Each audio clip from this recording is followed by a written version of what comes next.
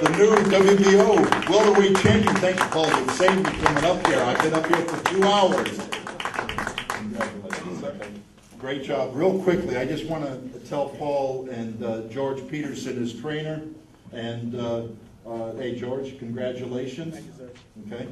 Real quickly, I just want to give Paul a little idea of the punch stats. He threw over 1,256 punches to Margarito 652, with the jabs at 606, at his 61, 650 power punches to his 591. Okay, you had the second highest total ever in a welterweight fight at 1256. Ironically, Margarito had it prior to this in his fight against Claude in December, where he threw 1,675 punches, which now you've got to go out there and break in the next fight. But the key is that 1,675 he threw with Claude down to 652 here because of your action. I want to congratulate you, Paul Williams, the Punisher, and that's what he did tonight, the new WBO welterweight champion.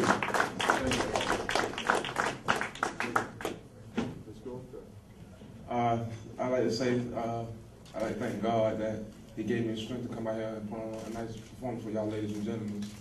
I mean, not taking nothing from Margarito. I didn't expect to come out this fight, you know what I'm saying, without no bruises, cuts. You know what I'm saying, he's a champion. And he was bringing them, so I knew I had to put them rounds in the bank early, you know. I know he came on around the 8th real strong, you know what I'm saying, throwing body shots and everything. You know, I was prepared for that. So I knew the 11th round was a real rough round for me. You know, he was getting some good shots in, but I had to let him know I was going to be right there, and I had to take that 12th round to prove that I was going to be the WBO world champion. And I think the 12th round sealed the deal for me. Paul, you said he was coming on the later round. Did he hurt you at all? No, sir. I mean, Margarito hit me with some good shots. He stoned me and stuff, but I never lost focus of where I was at. You know, I mean, he was applying his pressure that way he always do. But, you know, I was game. You know, I'm from down south, you know what I'm saying? And I come to fight, and I'm glad the fans got their money's worth tonight. Well, how does it feel to be Aiken, South Carolina's biggest thing that's such a threat? Man, it feels real good, man. I got to just count my blessings that God gave me the talent, you know what I'm saying? Got me Mr. Peterson, Al, and Dan, and they pushed my career forward. So he's looking at the world champion. Paul, how did the cut that you sustained affect you, if at all?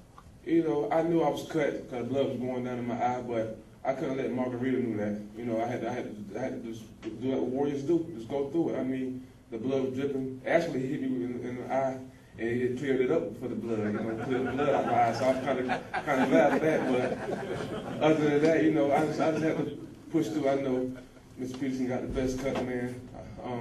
We just had to do what I had to do best. You know, I had to leave it all up to them. Get back to the corner, and they'll take care of everything. I just couldn't worry about the cut. I just had to worry about Margarito and them. And just keep turning with the angles and just keep using my jab on them. You know, just make them work. You know, I know I did a lot of holding, but I did a holding for a reason, you know what I'm saying? I did you know, you gotta use your advantages and stuff.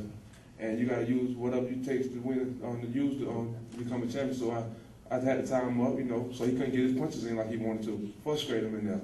So I get mine off, then turn him, and pop him with the jab a little bit, you know, hit him with some uppercuts. I mean, Margarito hit me with some good stuff that, you know, normal guys don't really hit me with, but, you know, the training in Puerto Rico that we did prepared me for this. Were you nervous about the decision? Did you feel you had it in the bag? No, sir, I wasn't nervous at all. When I saw him out in that 12th round, and I put that thing on like that, I wasn't worried about that. I knew the judges were going to be fair. I mean, if you go out there and put on a good performance, you know, so I think to them, the judges, commissioners, everybody, they gave me my respect. They gave a fair decision, you know, in his hometown. You know what I'm saying? That's what he called home at, and I beat him here. That says a lot. How big of a boost was it to get past that 7th round where Margarito had predicted he would knock you out? You know, the round was going so fast, I thought the timekeeper was cheating on the time, you know, because I look around, you know what I'm saying, the time was gone. I was like, okay, that's nothing down. But the 7th round, I think I ain't even see the 7th round. The 7th round went so fast.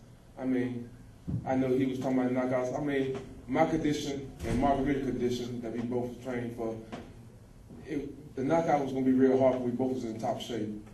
You know, so the punches that he landed to normal people, you know, so that wasn't training hard as we trained, wouldn't took them shots. There was a tiny bit of animosity between the two of you. What did you say to each other after the fight? Oh, I congratulate him, you know what I'm saying? Wish him luck in his career, you know what I'm saying? God bless both of us, you know, so that nobody got real hurt in this fight, you know. I know all the hype about the sponsors, which is true. The sponsors is true, but all the hype, and the trash talking we talk, that is the build the fights up and all that.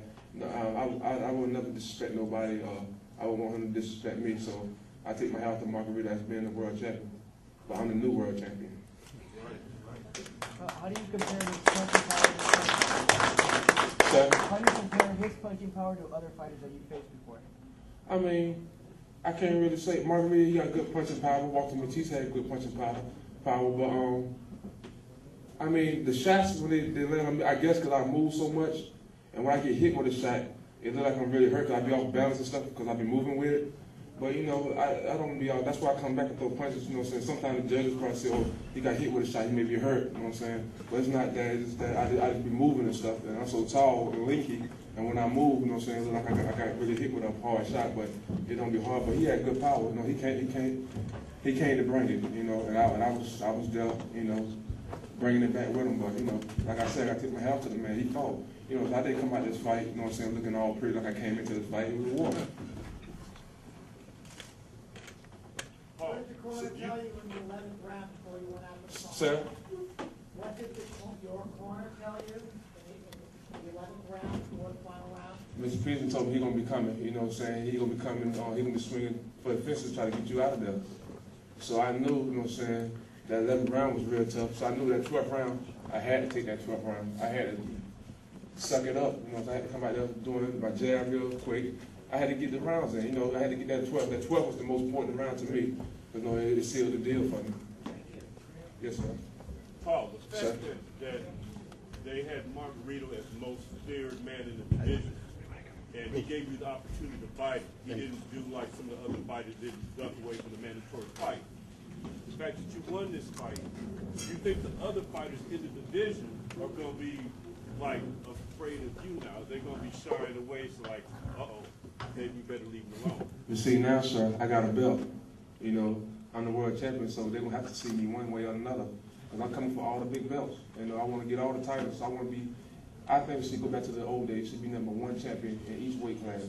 The man like, this guy champion, this guy champion, this guy champion. No. I think it should be one champion in every weight class. So that's why I want to get all the titles. I want to be the gatekeeper. If you want to go through somebody else, you got to go through me. That's how I feel. Would you be open to a rematch?